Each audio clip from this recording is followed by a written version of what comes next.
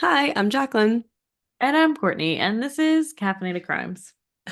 I have tried to tell Courtney a story twice now that I keep stopping myself because I'm like, I don't have anything else to talk about. So we'll talk about it when we start recording. And then twice now I've tried to tell Courtney the story and then I was like, no, no, we're gonna wait. So here we go. So I got a new couch, which I've been talking about because I've been very excited because we've had the same couch for the last 12 years since we've been married. So it was exciting to pick out something new and to like have choices in a couch and not be like, what's the cheapest couch I can afford? Okay, great, Yeah. done, sold. Like, anyway, so we got like a couch with like a chase on the end and everything. And so the couch came with four throw pillows. Like it was like part of like the whole like, oh, like if because we got like a custom couch and then it came with four throw pillows. And I was like, that's so exciting. Like I've never had a throw pillow. Like I love it. Okay, what do y'all do with the throw pillows? Because they're in the way. There's four of Yeah. them. It's a four-seater couch with a chase, so like five-ish seats, and there's four big throw pillows, and I'm like, where are they supposed to go? Are they supposed to like when you're actually sitting on the couch? Like, yeah, they look great when they're just like pretty on the couch, but like when you actually have people and dogs on the couch, and where do the throw pillows go? Are you supposed to like Um, snuggle them? Do you just throw them all on the floor and put them back on the couch when you're done? I don't. This is why I'm not a throw pillow person. yeah. I know at my parents' house, my niece and nephew just make forts out of them a lot of That's probably what's times. gonna happen here. And then I feel like a lot of times either I just lay on it or like I snuggle it because I'm a As, snuggler. as soon as you said that, I had a mental image of like I've seen Courtney do this so many times with a throw pillow. Yeah, Like, right. I hold it like this. so the problem is that like when we're all on the couch, and then you also have all the pillows, and then I'm like, so I'm usually holding a creature or a child anyway, and then So there's a how throw big are pillow. the throw pillows? They're big. Hold on. Are you gonna go get one? Yes. Okay, yeah. So they're a decent size. So my This thing next is suggestion, massive. Like yeah. you're Yeah. So my next suggestion was for you to get like a little basket where then when you have people over or you don't want them out, you could put them in the little basket that can be hidden away. You know, like but I people do with blankets. But I feel like You the know, people only have like, time I would want them out is when I have people over to be like, look at my pretty couch with my pretty throw pillows. But then when you actually want to sit on it, it's like, okay, everybody get rid of the throw pillow. It's please like don't. I want to cuddle that through pillow. I will always make sure there's a throw pillow. There's two different patterns. Okay, there's this one, and there's another one that has like it's like a blue, browny, goldy kind of thing hmm going on. So you'll have to let me know which color you like so I can make sure and have one Okay. out for you. But Yeah, or maybe you could just like just keep two out at a time and then I like think that's what we're gonna do. alternate whenever like you're like, okay, I'm getting sick of this throw pillow color. Where that way you can Yeah. like throw it somewhere and it's not. I think that's what we're gonna do. I was so excited because like I always like see throw pillows. And I'm like, oh, like that's so cute, and I would add like a little pop of color, and that would be like a nice little. And but I've just never gotten them because they're expensive. Like throw pillows are really expensive for what they are. Like I don't understand, hmm but I've never gotten them. But then I was like, oh, cool, I'm gonna have these throw pillows. Now I'm like, get in my damn way. What do I do with them? Yeah. No, that's why I don't really have anything or get anything that's like the typical like make your house look pretty because I'm Yeah, like, it's mm-mm, not functional. Like I need mm-mm. I'm not gonna functional. have a decorative pillow on my bed. You shouldn't be Yeah. in my bedroom. I'm not gonna put a decorative pillow on my guest room because you're just gonna throw it in the floor when you come sleep here. Exactly. Exactly. You know, like But I gotta have a I'm gonna decorative have a throw pillow for blanket. Courtney to snuggle. So. That's true. So yeah, so Yeah. that was my dilemma that I tried to tell you twice. And also the salesman, well, it wasn't really the salesman. It was like the guy that does like the paperwork or whatever. So like I know he wasn't like getting commission on is what I'm getting at. Cause like the hmm sales lady was like off with someone else and he was just like making conversation.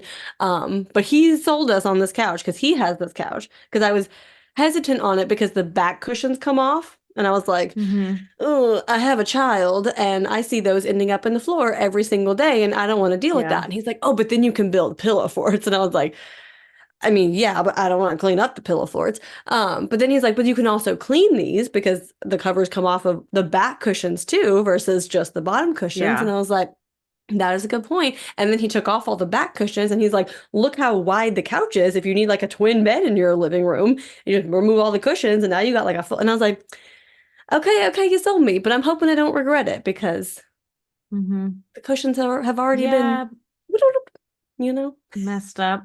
Yeah, as a that's podcast, you couldn't see my, hopefully my sound effect worked. that's like the thing I hate about making like a large purchase Yeah. is it's like, what if it sucks?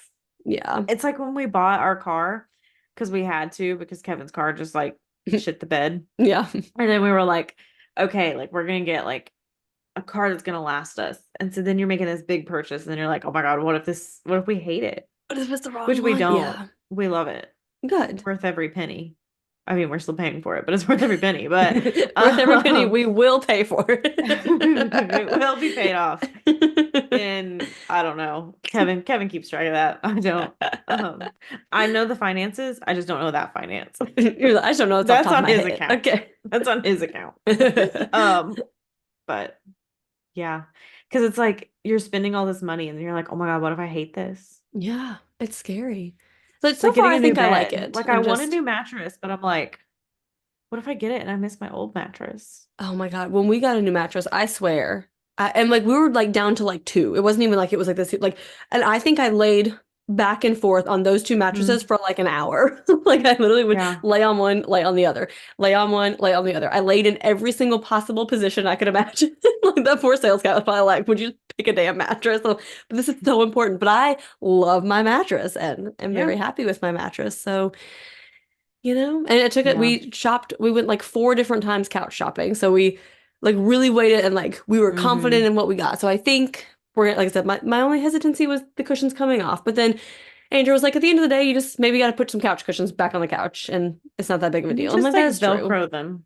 Like get some Velcro that Oh, maybe I stick could in do there. that. Yeah. They're pretty I don't like know. thick too and kind of heavy. So it's not like like they're not just gonna like fall down. Like you have to like take them down. But, of course, Millie is, woo! Like, Yeah. she was loving that She couch today. wallers. Yeah, very much so. Anyway, so that was just the absolutely riveting thing I had to talk to Courtney about that I was like, I have nothing else to talk about, but this is generic enough that we can talk about it on the pod, unlike the other things that we, recap on Mm. before we start recording. So, Yeah. I don't really have um much else that's like, you know, to talk about. My yeah. life's been a little boring. Yeah, Not same. boring, but like just Just kind nothing of the like same. Yeah. I Mine mean, was too until I got a new couch. And then, there's now I been have no all kinds of PB and stuff. J gate, since. Although Have to now every time I get out leftovers and stuff, I think about it. I do every but did time. we ask that question on the pod or did we just I'm ask not the sure. PB&J question? Okay, I you think we guys just let asked us PB and know. J. Let us know if you okay, there's a couple it's like a two-part or three-parter question. So when you're heating up leftovers, do you eat with the same fork that you heat the food up with? So like you stir your food, put it in the microwave, stir it again. Are you eating with that fork or are you eating with a new fork? That's part A. Or if you eat with the same fork, do you at least clean it off? Okay. Little qualifier in there. Part B or two. I can't remember which what I started with. Do you use Okay, I feel like it's important to add if there's still food going back in the fridge. So okay, so you had Mm-hmm. dinner last night. You have three different dishes. You have some chicken, you have some rice, you have some vegetables, okay? They're in three different containers. So you get them all out. You're getting out your food on your plate. There's still food left in the containers that are going back into the fridge. Do you use the same utensil for all your items, or do you use a different one for every single item? Let us I know. will say too, I went as far as I got leftovers out and they were not going back in the fridge and they still each had their own spoon. Like if it's something like messy, I will. Like I'm not gonna like scoop gravy and then like scoop, you know, Yeah, broccoli. I don't know. I don't But know. I'll scoop I'm broccoli and not then gravy for sure. I don't love it. I don't love it. I don't know. I just like each one to have its own thing that it's for. Are you a person that has a problem with food touching on the plate? No. Okay, interesting. Because I didn't I think just you don't were, but then, I do hate cold food and mm-hmm. wet food. That's why I do not do the dishes in my house. I hate any of that. I also don't really like cold food. Like even if it's a Mm-hmm. little bit cold, it's very offensive to me. Like when we're hitting, like when we're heating up like our lunches for like from meal prep, Mm-hmm. like Kevin is like 2 minutes, it's good. Like I don't even care. And I'm like, I will sit there for 6 minutes microwaving my food until it's like piping Until hot. it's scalding. No, I'm a Kevin. It's like But once I've committed to sitting down and eating it, nah, we just eating it. I don't care. yeah, It'll be no. fine. No, like food, it doesn't bother me like when food like touches. I mean, obviously there's certain things you don't really want meshing, like you don't Yeah, for really sure. know. But some But people like don't want anything touching, yeah, like no, I so. get yeah, so I'm not like that. I don't really care that much. Yeah. I don't know, just something about like cold food like mixing together and then like also like cold food on a fork that I'm then eating, like I just don't Yeah. love it. I don't love it. So I'm guessing, so when you're stirring your cold, okay, so like soup. So you're heating up some Hmm. soup, okay? So you're stirring your soup and like it's still kind of cold and you put your soup back in the microwave. I'm assuming you don't lick the cold soup off the spoon. Courtney looks like she's gonna vomit on camera right I now. tried not to gag. I was trying really hard not to gag. Oh, no, no, no, no, no, no, no, no, no, no, no. It goes, I get a single little piece of paper towel and that spoon goes on there. And then I will use it again and I use that paper towel so then I can then clean off the spoon, throw that Uh-huh. away, and then get my new napkin for when I'm eating. I'll just Oh, lick that that's cold soup off the spoon, throw it on my no, counter, pick Kevin. it up again. Kevin has seen me because like if I'm like trying it and it's cold, I'm like like I'm like no, ew, ew. No, no, Oh no. I don't gosh. know. I don't Yes. like food that's like supposed to be warm to be cold. I like cold pizza. I'll eat cold pizza, Yeah. but like I don't know. I don't really like to eat cold food.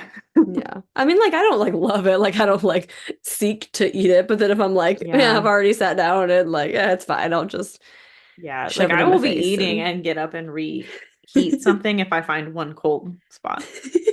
I might like depending on what it is. Like if it's something that's like really gross cold or if it's like ice cold. Like sometimes, like you're heating up Yeah. a bag of like frozen veggies and like a few in the middle or like, something like that, like sure. But if it's like, yeah, a few have cold bites and like Yeah. I'll just suck it up. But Yeah. yeah, let us know your stance on heating your leftovers. Or do you not even eat leftovers? Are you a anti-leftover person? Because some Which people is will not do leftovers at crazy to all. me. Like I get it. I understand, but it's crazy to me because I Yeah, love a leftover. same. Like do you like cooking a new meal every single day? Like, I love when it's like, oh, we cooked one time and now we have food for 3 days. Like, beautiful, great.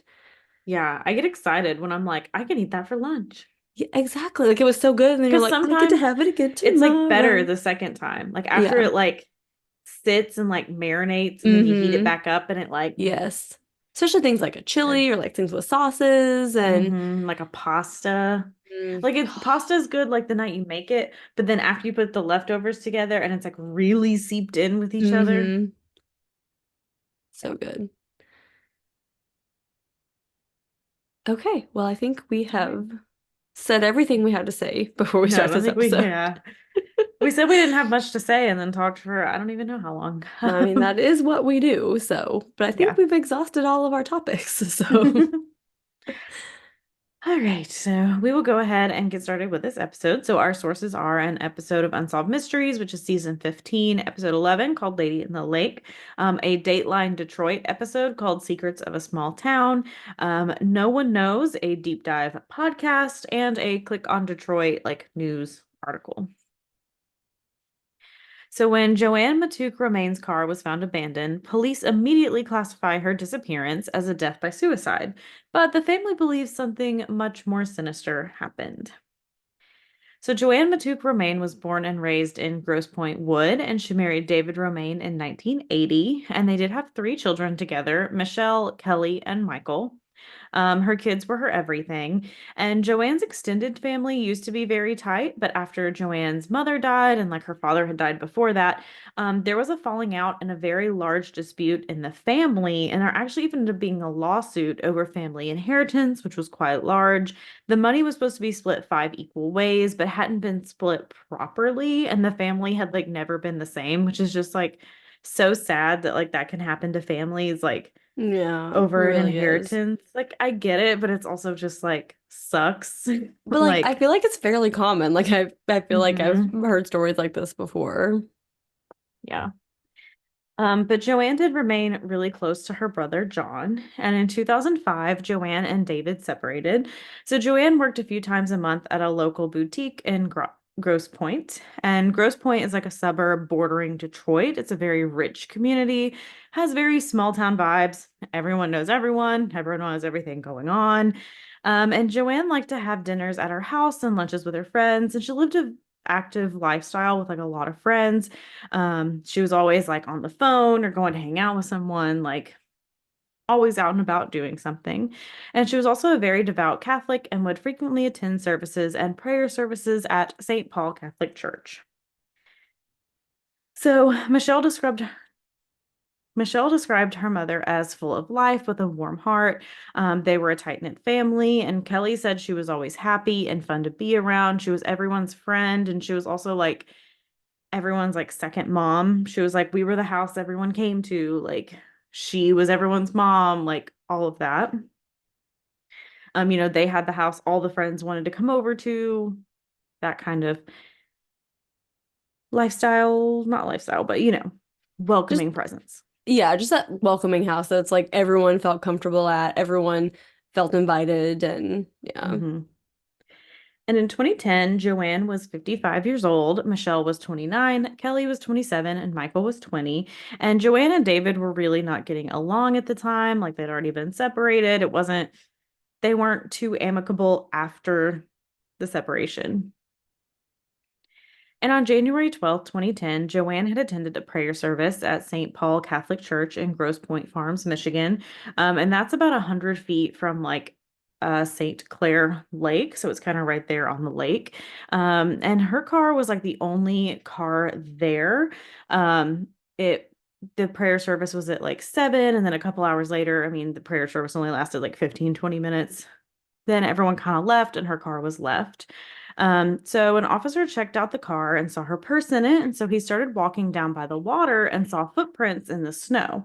And he said it looked like someone had like sat down, like slid down an embankment because there was like footprints, handprints, and like butt prints. And it kind of did that until it like went down to the lake. And so they were like, somebody could be in the water. Like, we need to call in a search and rescue operation because that doesn't look good. So Michelle said that night they were getting ready for bed around 9:20 p.m. and Michael was already asleep when the police pulled up to their house. The officer said they found her car, like JoAnn's car, and asked if she was missing. And Michelle and Kelly just tried to start calling her, and her phone was going immediately to voicemail. So they're calling like family, friends, family, like, does anyone know what's going on? But like no one had really talked to her. But Michelle thought it was odd that they knew JoAnn was driving the car because the car was actually registered in Michelle's name. So if you ran the plates, it would pull up Michelle's name and not JoAnn's. And why would they think she's missing after her car just sitting for a few hours? Like, are you sure she didn't just go to dinner with somebody and leave her Yeah. car? It was very strange that they're immediately like, she's missing, all of that so quickly, especially when we Hmm. see in so many cases, especially with children, they're like 48 hours and then you can't do anything, or 24 hours, like things like that. It was very strange. Yeah, definitely. And the timeline provided by police also seems to be interesting as well. So, in a deposition later on, two officers testified about that night. So, one officer says he ran a lien on the car at 8:58 p.m. and felt no need to do anything further, and he didn't recall any footsteps from the car. So, he's like, I ran the lien, nothing came up suspicious, moved on. The second officer said that he did a second lean at 9:58 p.m. And this officer is the one that saw the footprints in the snow across Lakeside Drive at the embankment. So this is about 130 feet from the car. This is also, I think we go into it a little bit more later, but Lakeside Drive is a 4-lane road with a a median that has like trees and stuff. You know what I'm talking about? Like separates Mm-hmm. the lanes. So Yep. pretty far away from the car. It wasn't like right next to the car. It was And across a wasn't whole. Go ahead. and wasn't like a super far across, just like a open wood, open field, like something that would make Yeah. sense to kind of be across it. Yeah, like that's a weird. Yeah. Yeah. It's like January.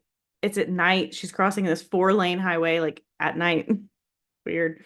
And he said he didn't see any return footprints, and that's when they began the investigation. So he's saying, I did the second lean at 9:58 p.m. and I started the investigation. But if you remember, they arrived at the house at 9:24 p.m. And Michelle and Kelly like started to try and contact their mom at that time. So we have cell phone records of like Michelle and Kelly calling at that time. Hmm. But they're saying that they didn't think anything was suspicious until the second lean, which doesn't make sense because we have, again, phone records confirming they were calling 9:25 to 9:30 p.m. and that second lean was ran at 9:58. So it's not really, you know, Mm-hmm. mathing there.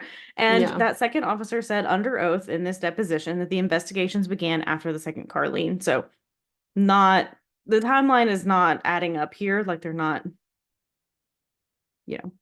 Do they have records of like when the lien was ran? Like Mm-hmm. where you could I, show, so like so they know for sure like I'm it was at that time.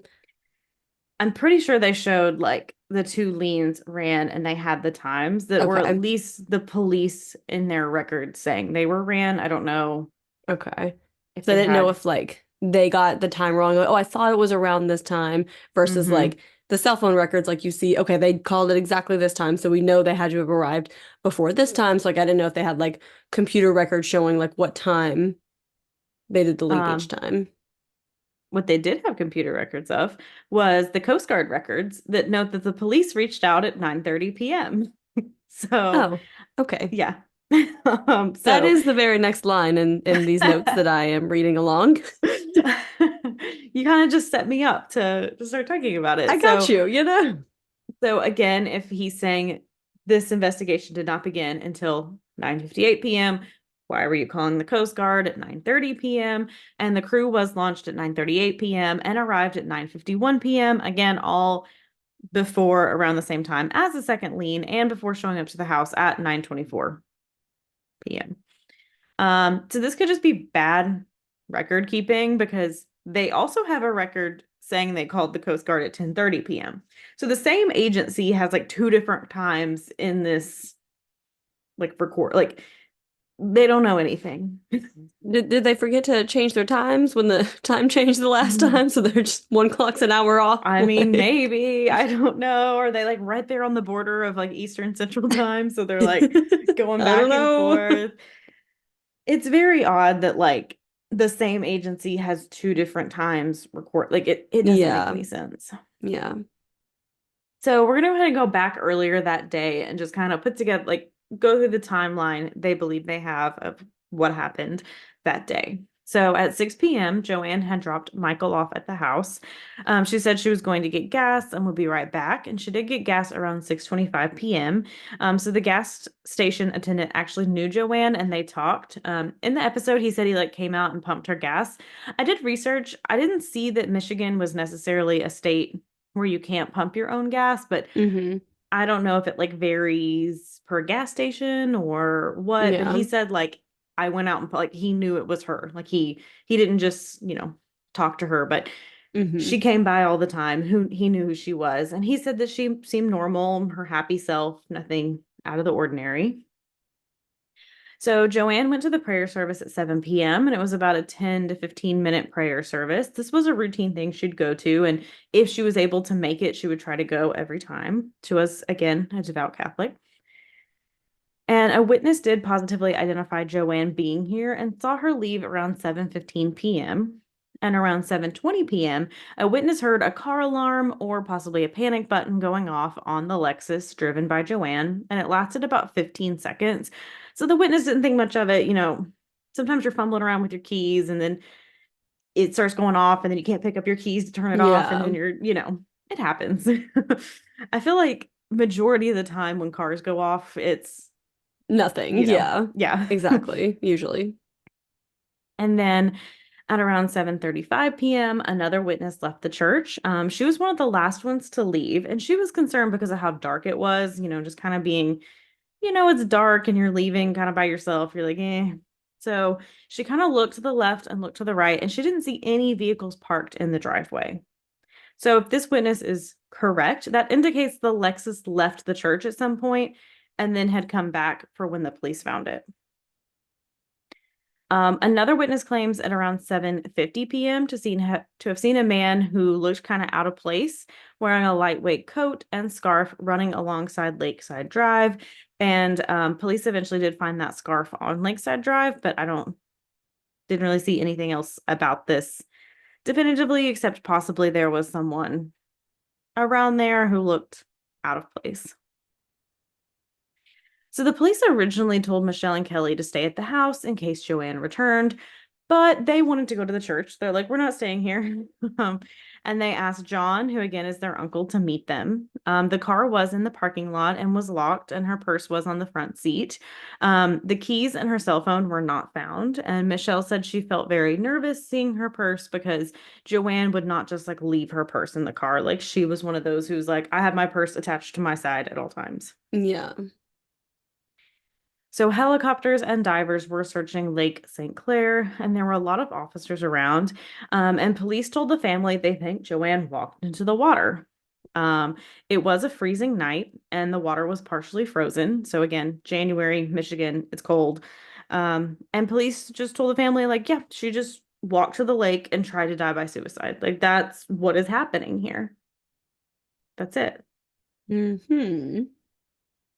And they said they believe this because there were no signs of a struggle in the car or like around the car. They were like, oh, we don't see any like torn clothing left behind. We don't see her purse ransacked. Like there's no bullet wounds or drag marks. And at 4 a.m., they did call off the search, helicopters and all of that, and towed the car to the police station.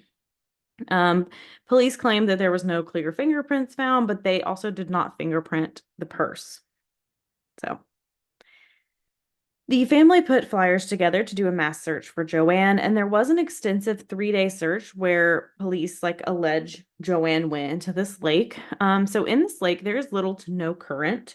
It also appears that the lake is a little bit different today than it was back in 2010. So if you look up more current pictures, the water looks a little bit higher. It looks like more currents, but at this time, it was like where she went in, like we've only been like a foot or two deep, and there was like really no current there. And the lake was pretty clear too. It's winter, you can kind of see Yeah. everything. Everything. Whoops. Got ahead of myself.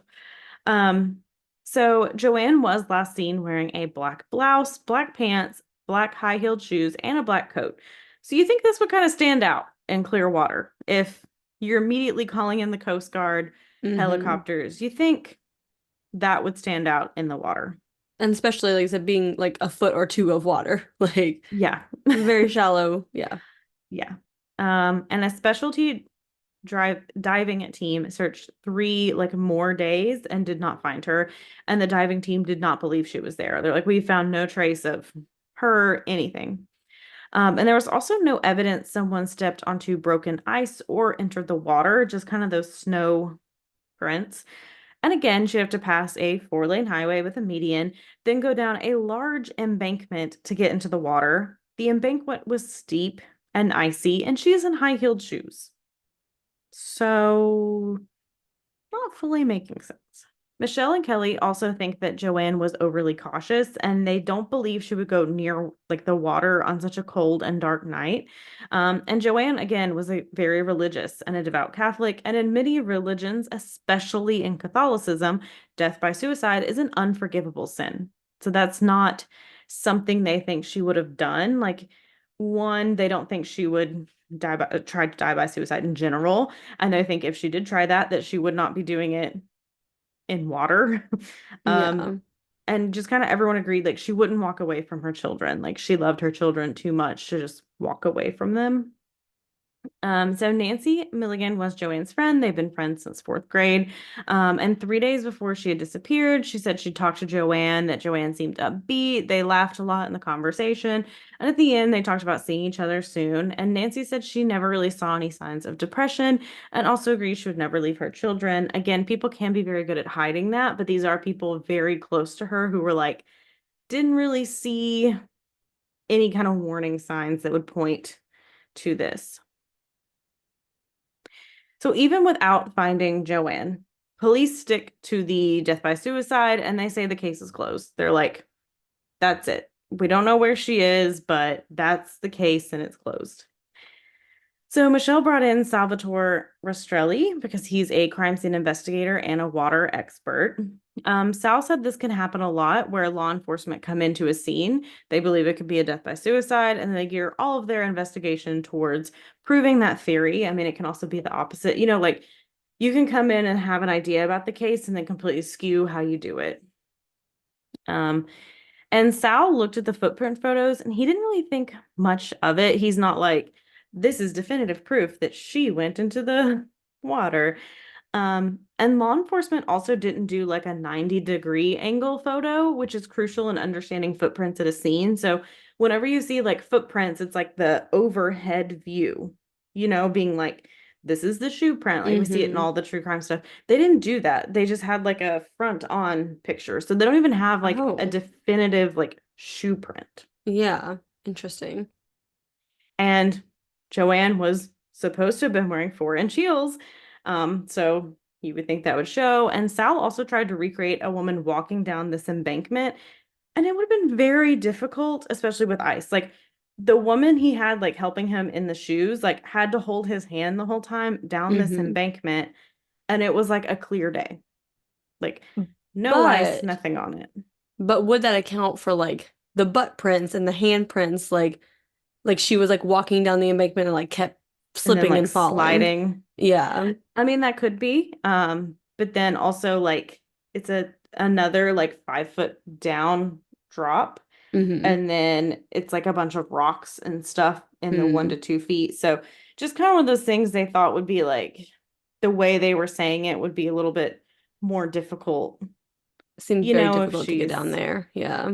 a lot to go through to try to get Yeah. down there. But it could be possible she was kind of falling and sliding herself down, but it was like a five, like it's a big, big embankment. Okay. Okay. So, within a month of JoAnn's disappearance, Michelle hired retired FBI agent Bill Randall to help with the case. First thing he did was obtain cell phone records. Looking through, they found one number that kind of stood out as not really knowing who it was, and they found it was a security company. And the week before she disappeared, she'd called an investigator and left a voicemail. And she was actually really scared that she was being followed by someone and was like growing concerned. And Michelle said leading up to her disappearance, JoAnn seemed to be like more cautious and anxious. Like she was telling John, she was like, kind of scared. She was kind of acting scared, but like wouldn't tell him like what was going on, like being like, wouldn't explain what was happening. So Bill contacted JoAnn's employers and coworkers, and one of the people he talked to said around January 7th to 8th, 2010, JoAnn was receiving more calls than usual, and she would walk away to talk to the person on the phone, which was unusual. Like she wouldn't usually like take this many phone calls and also like walk away from people, and do that.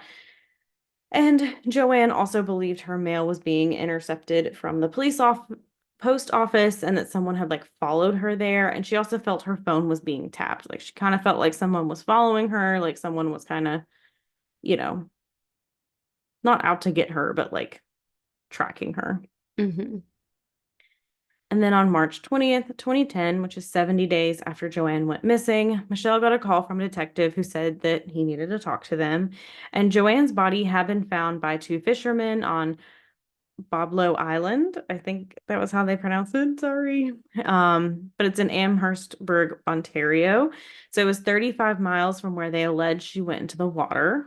Boblo Island is kind of historic in Detroit. Used to have an amusement park on it, and it eventually closed and kind of became a development with housing. It seems just kind of unlikely how her body got here. Again, there's no little to no current on the lake, and they would have to get to the Detroit River through a shipping canal to get to this location. Like that's pretty far for it to have to travel. And how did no one find the body in the first few days? If this search started immediately, you know, it seems more likely that she would have entered closer to Detroit Mm-hmm. versus traveling all the way down this like path to get there. Because yeah, like that's a very long way to travel, especially if there's very little current. And if there is very little Mm-hmm. current and you do make it that far, like you said, you probably would have found her in the first few days. Yeah. So her body was in an advanced state of decomposition, so the time of death was unable to be determined. However, they do believe the body had been there for some time due to some gray-brown algae and zebra mussels that were stuck to her lower extremities. And the medical examiner believes the cause of death was dry drowning, but says it could be possible that she was dead when she entered the water because there was no water in her lungs. Um, Her manner of death was undetermined. They cannot say for sure if it was a death by suicide or if foul play was involved. There were two bruises on the upper left portion of her arm, and the bruising could possibly have been the result of an assault or some kind of injury by another person, but it also could have just been two bruises that happened to be there on her body. They were antemortem or before her death. And with the fact that there was air in her lungs, not water, she would have been buoyant. So in that case, why did no one see her floating? Especially because there was such a quick, extensive search. Like they were looking for her like immediately in this body of water. Um, Again, it was a very shallow body of water. There was air in her lungs, so she should have been floating. She's wearing all black. Like it just doesn't seem very likely that she wouldn't have been found during that 3-day search. I also, again, I am not an expert. How can you die by suicide by going into a lake and have no water in your lungs? Yeah. I don't understand that. That's still, like they say dry drowning, like whatever. And I'm like, it still makes no sense to me. And from what I How? understand, like dry drowning is very rare. So like it's possible, but like Yeah. to depend on that, if you were planning on dying by suicide, it doesn't make It's sense. it's insane to me. Like the second I heard she didn't have water in her lungs, I'm like, come on now. I mean, Yeah. I feel like, correct me if I'm wrong, true crimey people, but like, it's like when you find a body in a house that there was a fire and it's like there's no smoke in their lungs. So like clearly Mm-hmm. they were not inhaling when they were in Exactly. there. So I'm like, how, if she was in this body of water long enough to drown, is there not any water in her lungs? Mm-hmm. It doesn't make sense to me. It doesn't. Michelle also talked about how Joanne's purse was found in the car.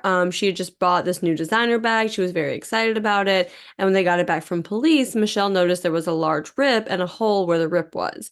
So Joanne usually carried her purse on her left shoulder. So it's kind of interesting that the two bruises were on her left arm and like her purse was torn. So like maybe this was some evidence that she was grabbed.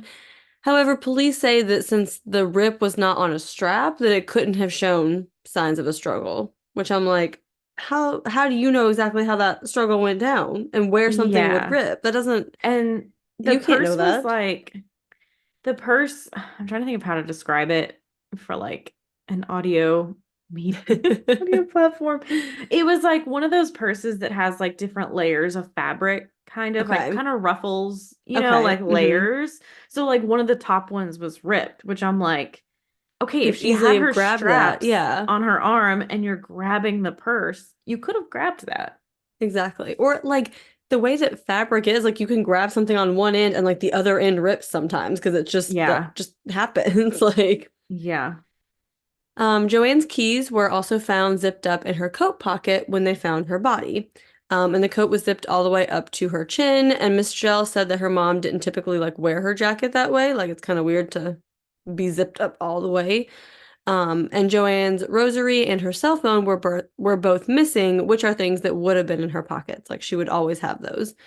Her shoes and clothes were all intact, which is also odd because police are saying like she walked down this embankment in the snow and the ice, and then 100 yards into this like rocky lake. Like Courtney said, there's a big drop off. Like you would think maybe there would be some like damage to like her shoes or her clothing or something, Well, and her like I four feel inch like, heels. yeah, I feel like at some point those heels would break or Yeah, scuff or something. Like in all this rocks, like how could it not break if exactly. you're Yeah. that's like what you're saying? Like I break every damn pair of heels I own just walking down the Yeah. sidewalk. Like, Yeah. what kind of You heels does hit she you hit have? like a you hit like a crack wrong and your Exactly. shoe's gone. Yeah.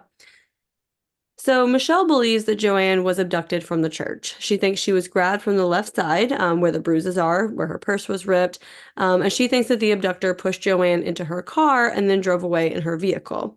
So she thinks they took her somewhere along the Detroit River, possibly after attacking her or killing her, and then drove the car back to the church and parked it in a spot where it would get like a little bit of attention. They then created the handprints, footprints, and butt prints in the snow because they think the abductor wanted it to look like a death by suicide, and so they also left the purse in the car. Now, at this point, you may be questioning how someone could murder JoAnn, drive her car somewhere else, dump her body, and then drive back when JoAnn's keys were found in her coat pocket on her body 70 days later.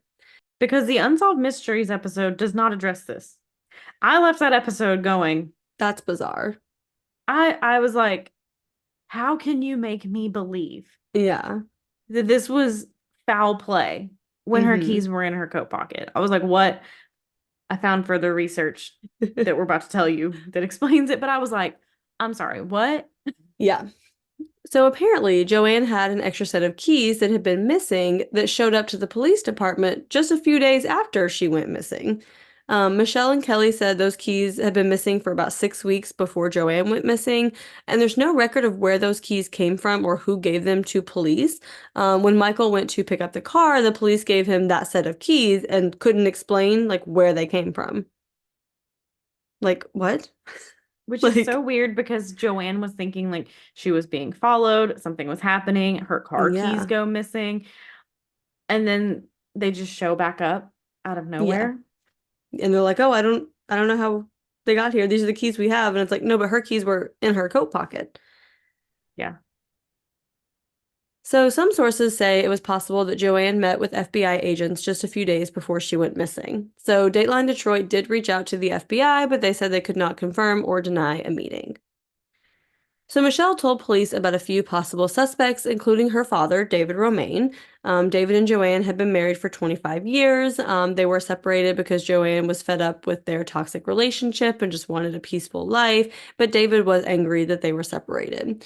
So Michelle like doesn't want to believe that this is possible, but did put it out there like it is a possibility. But one of the investigators she hired didn't seem to find any evidence that he was involved. David also declined to be interviewed for the episode. Another suspect was John Matouk, JoAnn's brother. So she believes there could have been people who were out to get John who sought revenge on her mom because of him. John had a lot of business deals in his past that did not go well, and he allegedly owed a lot of people money. John was interviewed on the episode, and he maintains that he had nothing to do with her disappearance. But, we can't rule it out that it was someone else because of John. Like, he didn't have anything to do with it, but was involved, but maybe doesn't even realize that he was involved. Hmm. Um, John did say that it was possible something happened to JoAnn as a result of his business dealings and like he couldn't control that. Which I thought was crazy that he was just like, I mean, yeah, it could totally be because of me. I mean, I can't rule that out. I'm like, Right? oh, Like did that happen then? Do you know like something? what business dealings are you doing that you're just like, yep, totally possible. Yeah. Apparently he was in bad. He was down Mm, bad. ooh, yikes. Michelle said her number one suspect was Tim Matouk, who was a cousin who was a police officer. He was JoAnn's first cousin. They did have an estranged relationship. Tim said in the 2015 interview that the last time he spoke to JoAnn was in October of 2009. However, Michelle said that in the weeks before her disappearance, JoAnn had a phone call with Tim where they got into an argument. Michelle doesn't know what it was about, but like JoAnn was screaming, "How did you get my number? Never call me again. Leave me and my family. Don't call here again," just, very upset. And Michelle could hear him screaming, but not what he said. And JoAnn got off the phone call and said to her that if something ever happened to her, to look at Tim. JoAnn also said this to other people as well. And I feel like anytime that's ever said, that should be Hmm. a giant red flag. Because, like, I Yeah. cannot sit here and think of anyone in my life that I was like, oh, if I disappeared, you should look at this person. Like, if someone says that, like, hello, something is wrong Something's going here. on. Yeah. Yeah. And JoAnn said Tim also told her he knew people who could make her disappear. So Tim claims the last time they spoke in October of 2009 was because another relative said that JoAnn said that all of John's problems were because of him. So he took offense to that and called JoAnn and confronted her.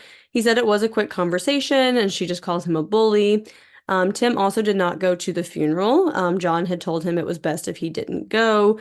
Tim and John butt heads a lot and they didn't really get along. And JoAnn had previously found herself as like the peacemaker and mediator quite often. However, Michelle doesn't remember JoAnn being scared of Tim after a phone call.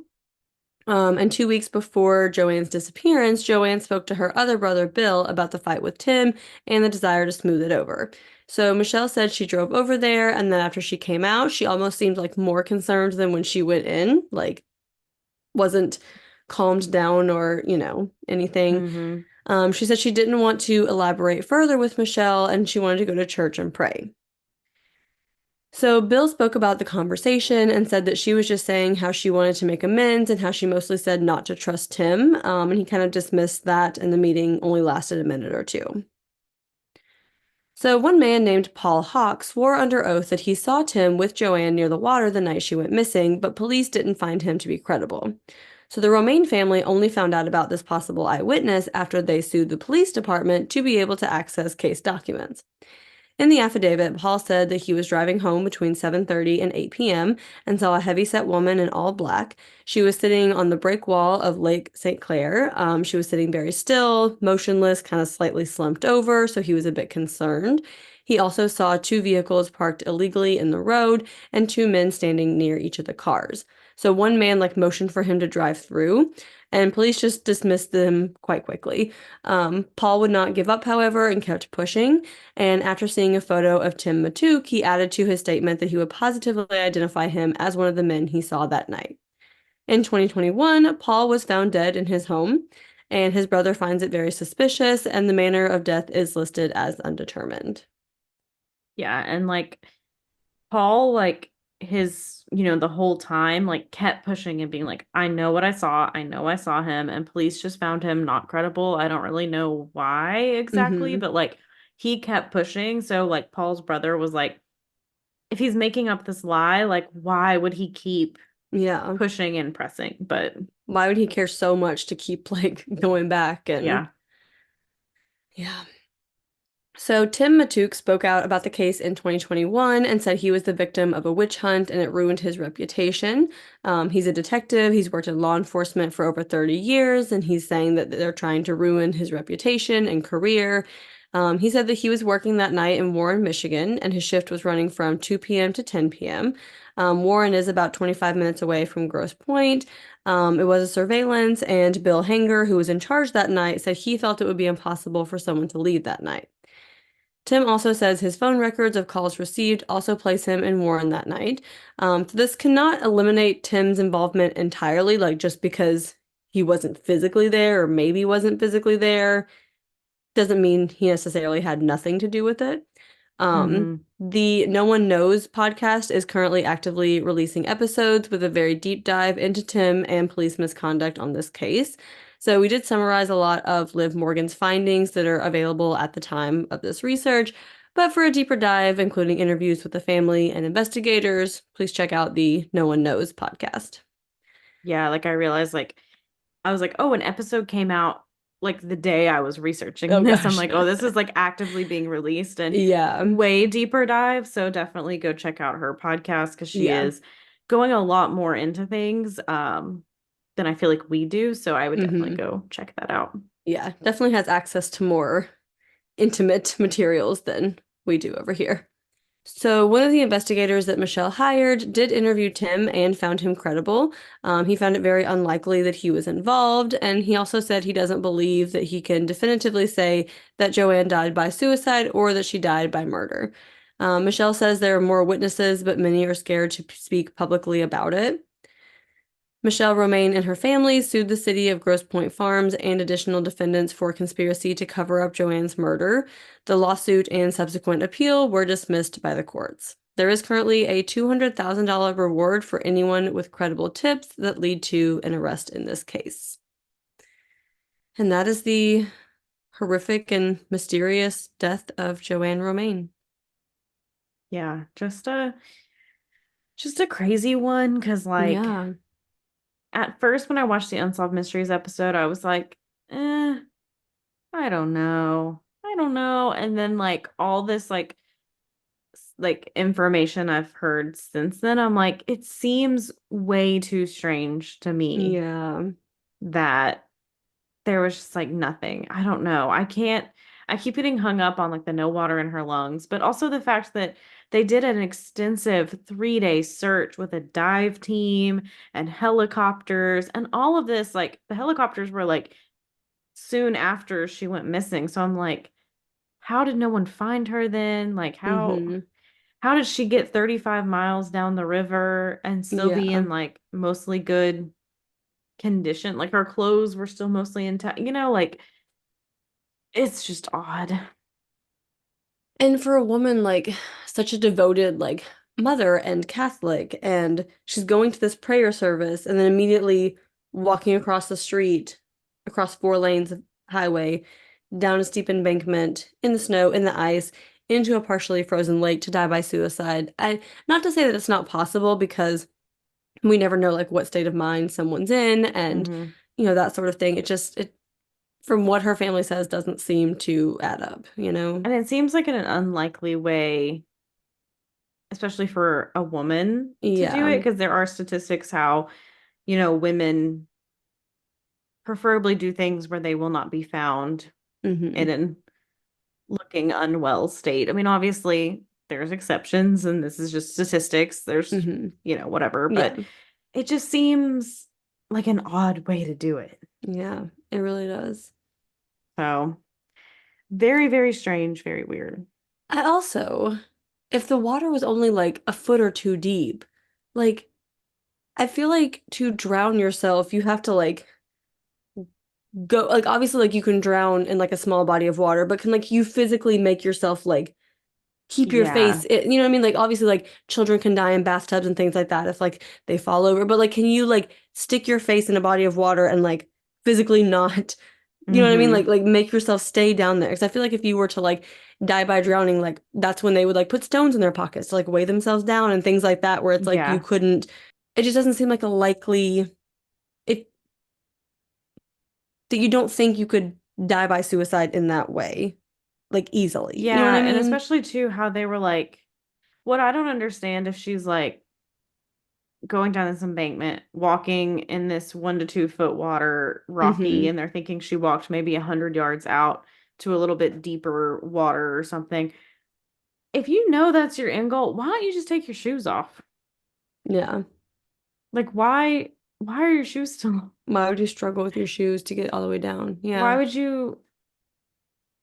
I don't know. It doesn't make much sense. It doesn't add up. But Definitely yeah. let us know what you guys think. There's a lot of things going on in this case. Listen to that podcast. We'll definitely stay up to date on that and see if there's any more, information that we get from that we can do an update for you guys, or if anything comes forward in the future. But definitely let us know what you guys think. Courtney, what is your perk of the week? So my perk of the week is that last night I knew it. Jacqueline. We're gonna have the same perk of the Jacqueline week. and Tiffany and I went to a late night book release party. So it was like a Hmm. midnight release party, but it started at 9 and they had like pizza and snacks and like trivia. And I did better at the trivia than I thought. I don't think I was good at the trivia, but I did better than I thought I would. I was You did pulling pretty some good. Yeah. I it it didn't surprise Kevin at all when I told him about The the ones that you got. soundtrack portion, well, the soundtrack portion, where they played a song and you had to guess like what movie it was from, and they played two notes from Literally. Forgetting Sarah Marshall, and I was like, I know this song. I can sing Literally. this song. Like, and Like then they played probably like a 45-second clip, I think. Like it was like a good long and literally yeah, two it notes in. wasn't Courtney's like, even got it. like the person wasn't even singing yet. And it's Yeah. like a very, if you've seen Forgetting Sarah Marshall, it's like it's whenever he like um oh, I can't think of her name right. Mila Kunis, I can't remember, Rachel, Hmm. like signs him up for like open mic night. And she's like, do the Dracula thing. And it's when he's sitting there and doing it. Like it is from like a scene in the movie. Like, Uh-huh. yeah, Kevin was like, I'm not surprised. Yeah, he's like, And yeah, I that was sounds like, about right. because every time like we see the movie Van Helsing on, I'll Hmm. go, and if I see Van Helsing, I swear to the Lord, I'll slay him. I sing that song all the time. But Oh my um God. I was good at those, but some of them were quite hard. They were, especially the quote ones. Like, what quote was this Mm-hmm. movie from? I don't know. I mean, like, at least they That like one. narrowed it down to like the actress. Like, they were like, it was like Mm-hmm. a theme, like all of these are Meg Ryan movies, and here's quotes and identify the movie. But that's still, I don't know They had movies a like whole that. Jennifer Lopez section, and I didn't even know Jennifer Lopez was in that many movies. Yeah, I was But surprised by that. But now I have Emily Henry's new book, and so I'm gonna have to speed read through the book I'm reading so I can read it. But yes, that is my perk of the week. Jacqueline, what is your perk of the week? Like I said, obviously, I knew we were gonna have the same perk of the week, or I don't know, maybe something better happened to you this week and that you were gonna cover it, but I assumed we would have the same perk of the week. But no, it was super fun, and it was on a Monday night. And it started at 9 p.m., which is like, you know, out of character for me. But I was like, that sounds really fun, and I want to Hmm. do it, and then we did it. And that's my first ever like midnight release anything. Like I've never been to like a book, movie, anything like midnight release before, so I think that was like really cool, experience to get to do that. And it was fun to do the rom-com trivia, even though I think I got literally one answer, maybe two. You got the But Lizzie McGuire movie right on the, I got Lizzie McGuire and I got She's the Man. So yeah. yep, which is about the two you would expect Jacqueline to get. That pretty much sums it up. Yeah, but it was just a really good fun time. And like you said, now we have a new what is probably going to be a wonderful book because all of her books Hmm. are wonderful and seem to just like keep getting better and better. So I'm excited to get through the sad book I'm reading right now so I can, I'm sure I'll cry in this next one too, but it always is a little bit happier and funnier Yeah. and, a little bit more lighthearted. But yeah, that was also my perk of the week. Let us know your perks of the week. Did you go to a Emily Henry midnight book release party? Because that'd be pretty crazy. That would be really crazy. Um, or, just let us know what you guys are up to, what you're doing, what you think about this case. Are you going to come to CrimeCon? We would love to see you there. If so, let us know ahead of time so we can say hi. Hmm. You know where to find us on all the things. But the most important place is patreon.com/caffeinated crimes, where speaking of CrimeCon, we will give you a full recap over there on Patreon. We did it last year, like every day we would post, the sessions that we did that day, some pictures, and then we had a full like 2.5 hour episode of us, Yeah. a compilation of us talking at the end of each night about everything that we did. So if that sounds interesting to you, I don't know, maybe this is not selling anyone. Maybe we need to cut this whole thing. We're just They were taking like, the that is the most boring shit I've ever heard. Actually, like that is so boring. I'm unsubscribing from this free version too. they're like, you couldn't pay me to listen to that. I'm not paying to listen to that. But we do have like 45-ish something other bonus episodes And that we are out just had an there. episode Yeah. come out about the creation of Mothers Against Drunk Driving. So Which is a good a one. It was lot of, very yeah, informative. a lot of good info there. So check it out. Yeah, please do. And if you wouldn't mind to give us 5 stars on Apple Podcast or Spotify or wherever there is a rating system on YouTube, if you could like and subscribe, that would be much appreciated as well. But in the meantime, go have a cup of coffee. And don't commit a crime.